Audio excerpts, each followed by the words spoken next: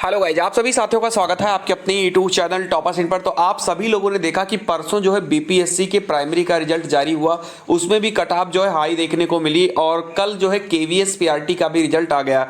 लेकिन KVS PRT में जिन छात्रों को ये लग रहा था कि बीएड के बाहर होने के बाद कट ऑफ जो है डाउन जाएगी, ऐसा बिल्कुल भी नहीं हुआ। ना तो बीपीएससी की प्राइमरी में कट ऑफ डाउन हुआ कुछ ज्यादा, और ना ही केवीएस की पीआरटी में कट ऑफ ज्यादा हुआ। इसका मतलब यह है कि अब कंपटीशन बहुत ज्यादा बढ़ चुका है। अब वो जमाना नहीं रहेगा कि थोड़ा बहुत पढ़ लिख के हम लोग नौकरी कर लेंगे। अब आपको जी जान लगाकर आपको पढ़ना होगा। आप देख सकते हैं यहाँ पर कल केबीएस का जो रिजल्ट आया, हालांकि आप सभी लोगों ने देख लिया होगा, लेकिन इसमें जो कट ऑफ है ना वो चौंकाने वाला। सभी लोगों को ये लग रहा था कि 115 वाले नंबर को जिनका भी है जनरल कैंडिडेट को, उनको जो है इंटरव्यू के लिए बुला लिया जाएगा, बट ऐसा कुछ भी नहीं हुआ है। 135 नंबर जनरल की कट ऑफ गई है, 127 ईडब्ल्यूएस की गई है, 127 नंबर ही ओबीसी की है, एससी की 121 है, एसटी की 103 है।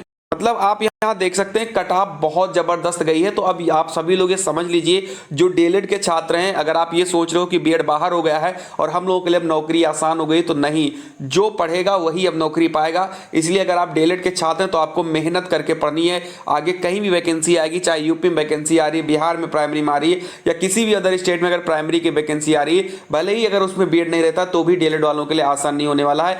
अब जो है बहुत ही जबरदस्त फाइट होना शुरू हो चुकी है। चलिए हम लोग बढ़ते हैं फिलहाल आगे की तरफ। वहीं पर हम बात करते हैं आज की एक और बड़ी अपडेट की, जो कि है उत्तर प्रदेश में जो प्राइमरी का जो यूपी टेट 2021 हुआ था, उसके 4,43,000 जो प्रमाण पत्र हैं वो फंस चुके हैं। मामला क्या है? मामला सिर्फ और सिर्फ बीएड और डीएलएड को लेकर के है। उसी को लेकर के 4,43,000 जो प्रमाण पत्र हैं वो फंसा हुआ है। सुप्रीम कोर्ट ने दिया था फैसला, हाई कोर्ट के आदेश का इंतजार है। सुप्रीम कोर्ट ने तो बता दिया है कि जो बीएड है वो प्राइमरी से बाहर हो गया है, लेकिन हाई कोर्ट अभी कुछ भी क्लियर नहीं कर रहा, इसलिए थोड़ा सा मामला फंसा हुआ है।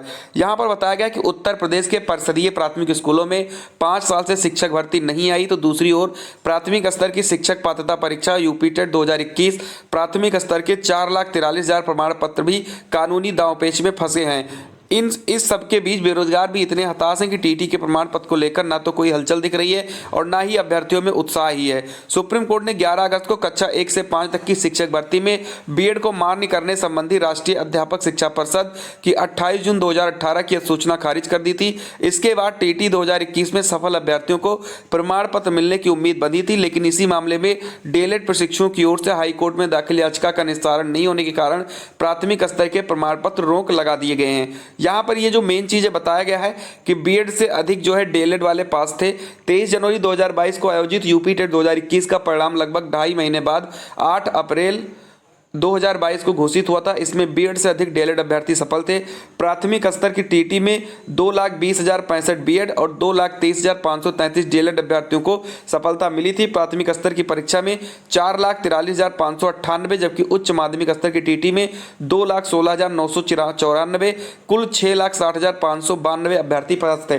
देखो फिलहाल यहाँ पर मैं आपको बता दूं कि बीएड और डीएलएड के मामले की वजह से तो प्रमाण पत्र फिलहाल फंसा ही है यूपी टेट 2021 का, लेकिन जो छात्र हैं वो भी जो है इसको लेकर के कोई हलचल नहीं दिखा रही है। देखिए यहाँ पर साफ साफ लिखा है कि इन सबके बीच बेरोजगार भी इतने हताश हैं कि टीटी के प्रमाण पत्र को लेकर ना तो कोई हलचल दिख रही है और ना ही अभ्यर्थियों में उत्साह है, क्योंकि छात्र जानते हैं तो यूपी टेट का प्रमाण पत्र दो या ना दो, उस प्रमाण पत्र का बच्चे के आचार डालेंगे ले जाकर, जब उसकी वैकेंसी तुम यूपी में ला ही नहीं रहे हो और यूपी टेट किसी अदर स्टेट में लागू होगा नहीं, तो बच्चे यूपी टेट का सर्टिफिकेट लेकर क्या करेंगे। इसीलिए जो बच्चे हैं वो इसको लेकर के ज्यादा प्रयास भी नहीं करते हैं कि आपको देना हो दो, नहीं देना हो मत दो, क्योंकि भर्ती तो आप वैसे ही नहीं ला रहे हो। अगर भर्ती आती तो बच्चे थोड़ा इधर उधर दौड़ भाग भी लगाते कि मेरा प्रमाण पत्र मिल जाए। जब भर्ती तुम दे नहीं रहे हो तो उसको तुम अपने पास ही रखो, वही ज्यादा अच्छा है। हम लोग लाएंगे बिन फालतू में जो है हम लोग रखेंगे, क्या मतलब है। तो बच्चे भी बिल्कुल आराम से शांत हो गए हैं, उनको लग रहा है कि यूपी टेट का कोई मतलब नहीं। हाँ, सीटेट बच्चे पास कर ले रहे हैं, सीटेट से जो है अदर स्टेट में जो वैकेंसी निकलती है, चाहे बिहार में निकले, राजस्थान में निकले,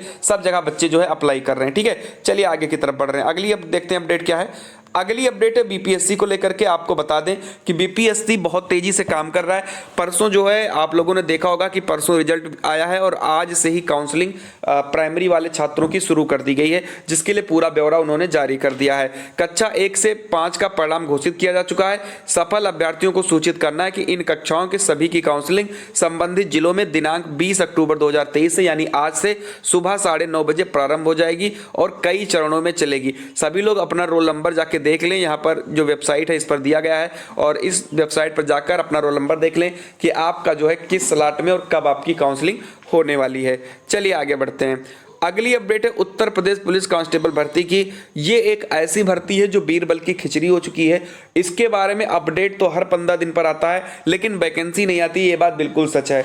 योगी जी का कहीं भी अगर कोई कार्यक्रम होता है तो वहां पर उत्तर प्रदेश पुलिस कांस्टेबल को लेकर एक बार बोलते जरूर हैं, लेकिन ये नहीं कह पाते हैं कि हम वैकेंसी कब ला रहे हैं। ठीक है, हर बार आया जाता है, कुछ ना कुछ बताया जाता है और फिर निकल लिया जाता है। यहां पर बताया गया कि पुलिस में अब 20% भर्ती महिलाओं की होगी, योगी जी ने कहा है। लेकिन इन्होंने अपने पूरे स्टेटमेंट में ये नहीं कहा कि हम भर्ती कब लाने वाले। इन्होंने ये तो कह दिया कि महिलाओं के लिए हम 20% जो है सीट रिजर्व करते हैं, जो कि फिलहाल पहले से भी था। मुझे नहीं लग रहा है कुछ नया इसमें आया है। ठीक है, सीएम योगी आदित्यनाथ ने कहा कि पुलिस में अब 20% भर्ती महिलाओं की हो रही है। उन्होंने कहा कि पिछले 9 साल में देश की जनता ने नए भारत के दर्शन किए हैं। 2017 से पहले अनुसूचित समाज के लोग यात्राएं नहीं निकाल पाते थे, उनके सामने पहचान का संकट खड़ा होता था।